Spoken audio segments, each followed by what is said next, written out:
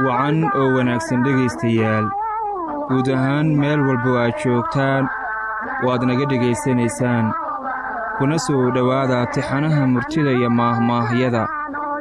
tixanaha murtida iyo maahmaahyada waxaynu ku eegi doonnaa sheeko murtiyeed oo halkudhigeedu ay tahay saanu yeelaba waa saanu eeday. sheekadani waxaa la yidhi nin doob ah ayaa biri doona inuu guursado, xoolihiisana wax xoogaa ari ah iyo neef geel ah ayay ahaayeen.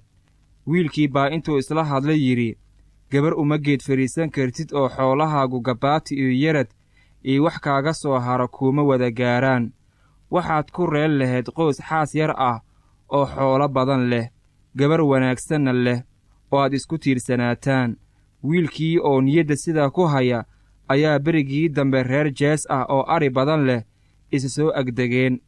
reerku waxa ay ka koobnaayeen oday la odhan jiray diirye miskiin iyo islaantiisa oo ahayd dahbaduryama iyo gabar timo tidcan oo la odhan jiray deeqa. wiilkii bay reerkii isbarteen, gabadhii aabbaheed iyo hooyadeedba iyagoo aan isweyddiin baa mid walba wiilkii jeclaaday. wiilkii reerku waxay u noqdeen kuwuu ilaahay ka baryey, sidii ninkii yidhi reer aan doonayay roob igu eri.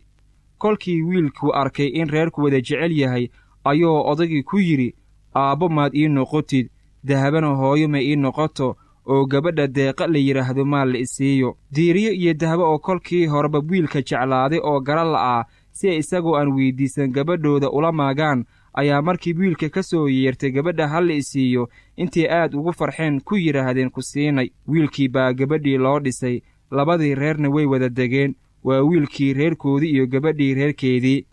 waayo badan kolkii ay wada yiileen oo wiilkii iyo gabadhii isguursadana carruur kala heleen, ayaa odagii diirimiskiin ahaa oo wiilka sodogii ahaa gabadhana aabbaheed ahaa dhintay. islaantii dahbaduryama ayaa islamarkiiba waxa ay xidhatay asay, hadalkiina waa ay yaraysay. asayda waxaa xidhata afada ninkeedu dhinto oo 4 bilood iyo 10 habeen bay xidhataa. magac bilaash uma baxe islaantii dahbaduryama kolkii muddadii asaadeedu ka dhammaatay bay hadalkeedii badnaa la soo noqotay. maalin maalmaha ka mid ahi oo xilligu jiilaal yahay oo reeruhu soo ceel fadhiisteen ayaa kolkii ugu horraysay arigii reerku soo arooreen.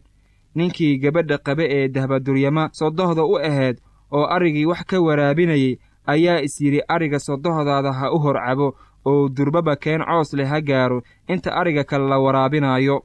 arigii sodohdii oo barqadiiba dardugay oo weliba sabadii ceelka jooga ayuu maqlay sodohdii oo leh, bal ariga xilligan la waraabiya daya, waa qaboone ma isagaa biyo qaatay.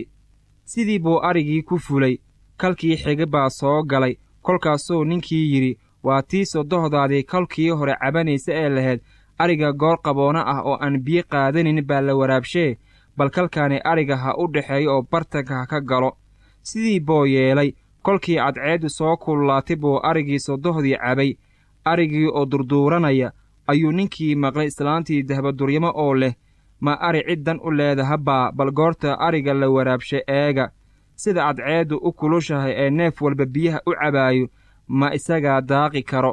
kalkii saddexaad baa soo galay, markaasuu is yidhi, waa tii islaantii sodohdaada ahayd labadii kal ee hore cabanaysa ee aad kalna arigeedii ugu hor waraabisay, kalkii xigana aad u dhexaysiisay, ee bal kalkaani arigeeda ha u dambeeyo. kalkii saddexaad baa arigii sodohdii dahbaduryama sabadii ceelka ka soo dhammaaday goor casir ah. kolkaasuu maqlay sodohdii oo leh, waa habeen bal goorta arigaasu fulaaya dhoora. arigii ragga lahaa waa hore ayay meeracdeen. dabadeed ninkii oo arigii durduurinaya ayaa ku heesay, saanu yeelaba waa saanu aaday, isagoo orahdaasi ku celceliyey 3 jeer. taasuu ula jeeday, si kastaba yeel oo canan baa iga timid. dhegaystayaal, soomaalidu waxay ku maamaadaa ninka daraaba ka reeb buu islahaa, balse marka aan ka shidaal qaadanno xigmadda ku jirta sheekadan ayaa waxay tahay xaqdhowrka iyo ixtiraamka ka dhexayn jiray xididka bulshada isku ahaan jiray, gaar ahaan sodohda oo ah dunta isku xirta wiilka iyo gabadha. maahmaahyada ka hadla xushmada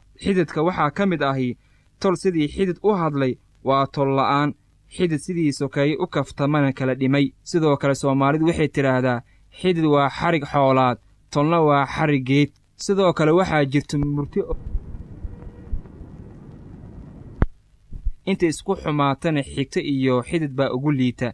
dhegaystayaal tixanaha murtida iyo maahmaahyadana maanta halkaa inoo joogto ta intaa ku kulmi doono qayb kale.